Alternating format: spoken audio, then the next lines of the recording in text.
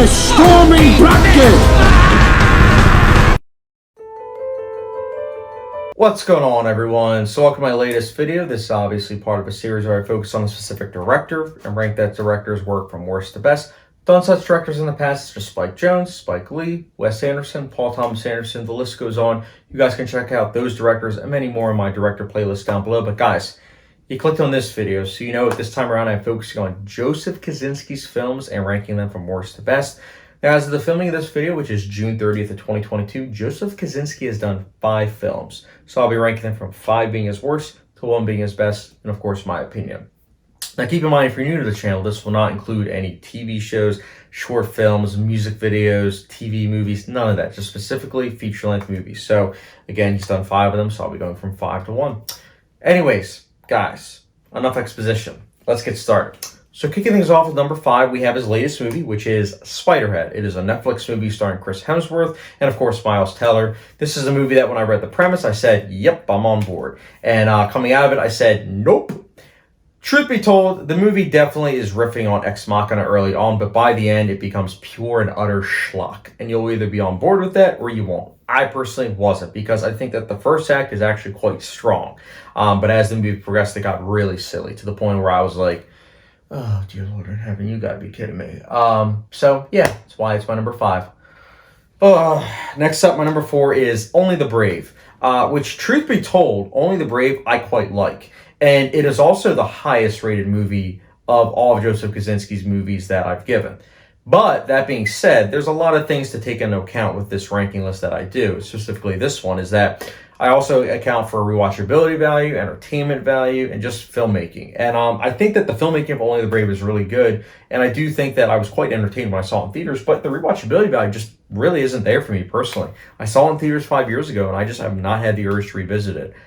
Because I feel like I got all that I needed out of it. But still a really good movie. And if you haven't seen it, would definitely recommend you check it out because it feels very different from Kosinski's other movies. But yeah, it's my number 4. Next up, my number 3 is the movie that I'm sure many, if not all people probably has as their number 1 Kosinski movie. But my number 3 is Top Gun Maverick. So Top Gun Maverick, I liked. I liked it much more than the original Top Gun, and I liked the cinematography. I liked the stunts. The score was the score left a lot to be desired, but I liked the performances. There's a lot to like about this movie, but at the same time, there are some things that were kind of like, just okay.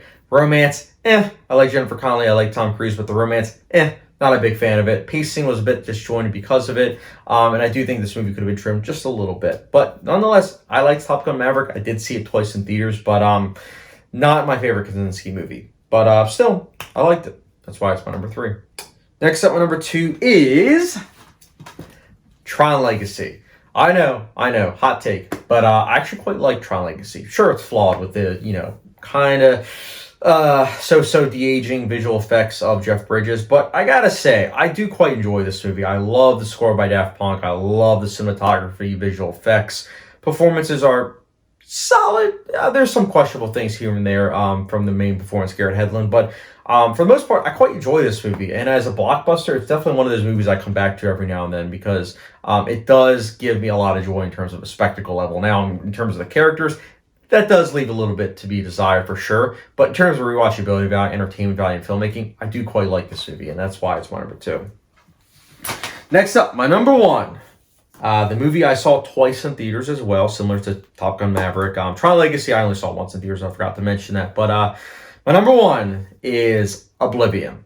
So Oblivion, I quite like. It has the same merits, honestly, as Tron Legacy, where it's got a great score, great visual effects, really good production design. I mean, it's got a lot going for it. It hits all the check boxes for me personally. But the thing is this, the story is kind of derivative, and the execution of such is as well. But the filmmaking, the entertainment value definitely elevate this movie for me personally. And it's why I revisit this movie quite a number of times. I have been meaning to revisit this movie again. I did watch it at the beginning of the pandemic, and I didn't like it as much as I used to, but I still quite like this movie. And to be honest, like this and Tron Legacy, I think are the best representations of Kosinski's style. But yeah, guys, that is my ranking for Joseph Kosinski's movies, all 5. Let me know your ranking of his work down below. And what I try to do is after these videos, I try to briefly talk about the director's style. And in the case of Kosinski, do I like him? Do I not? I like him. I like him. I don't love him, but I do like him. I like the fact that his cinematography is very, very adamant about having wide angles, so that way you can see everything. I love that about him, and I also love that mostly he has a big focus on scores. Like, I don't really like it how a lot of blockbusters of today have it where the score is kind of just in the background and it's not memorable in the slightest. Kosinski, 4 out of 5 of his scores are definitely memorable. I will say, unfortunately, Top Gun Maverick is the case where it wasn't. But everything else, really good scores, really good cinematography with an emphasis on wide-angle shots that I absolutely love. Really good cast, and at the same time, he knows how to make movies really entertaining. I mean, for crying out loud, 3 of these movies I've seen multiple times. That being said, he is not one of the better directors out there. But he is a director that if I see his name, I'll watch his movies for sure.